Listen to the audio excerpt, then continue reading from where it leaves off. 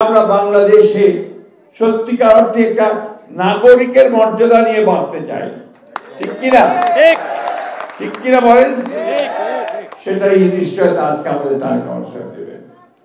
আমরা বাংলাদেশকে সেইভাবেই একটা গড়ে তুলতে চাই যেখানে সকল ধর্মের সকল গোত্রের মানুষের সমান মর্যাদা থাকবে।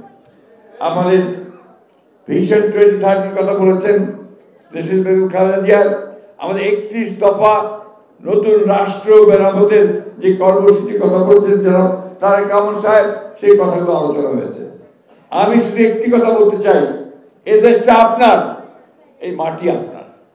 1971 সালে যখন আমরা স্বাধীনতা যুদ্ধ করি, সেই যুদ্ধের সময় কিন্তু আমাদের কোনো পার্থক্য ছিল না।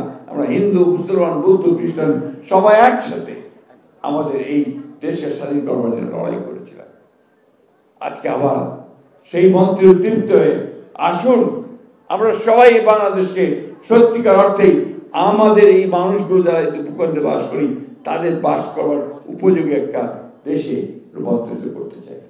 অর্পিত সম্পত্তি প্রত্যার্পণ আইন বাস্তবায়ন চেয়েছেন আপনারা সংখ্যালঘু সুরক্ষা আইন চেয়েছেন, জাতীয় সংখ্যালঘু কমিশন চেয়েছেন, সংখ্যালঘু মন্ত্রণালয় চেয়েছেন, দেবত্ব সম্পত্তি সংরক্ষণ আইন চেয়েছেন, ট্রাস্টের পরিবর্তে হিন্দু ফাউন্ডেশন চেয়েছেন, মনোনয়ন জাতীয় সংসদ সহ জাতীয় জীবনের সর্বস্তরে সংখ্যালঘুদের যথাযথ প্রতিনিধিত্ব নিশ্চিত করার কথা বলেছেন।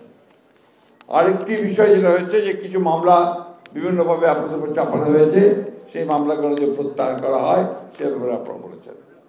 আমি আমার নেতাকে আজকে যিনি বাংলাদেশের নেতৃত্ব করবেন তার কাছে আপনাদের এই দাবি দাওয়াগুলো তুলে ধরলাম। হিন্দু মুসলমান ভাই ভাই, হিন্দু মুসলমান ভাই ভাই, বন্ধুয়া মুসলমান ভাই ভাই, এটা মনে রেখে আসুন আমরা সামনের দিকে আমার নেতা তারেক রহমানের নেতৃত্বে এগিয়ে যাই।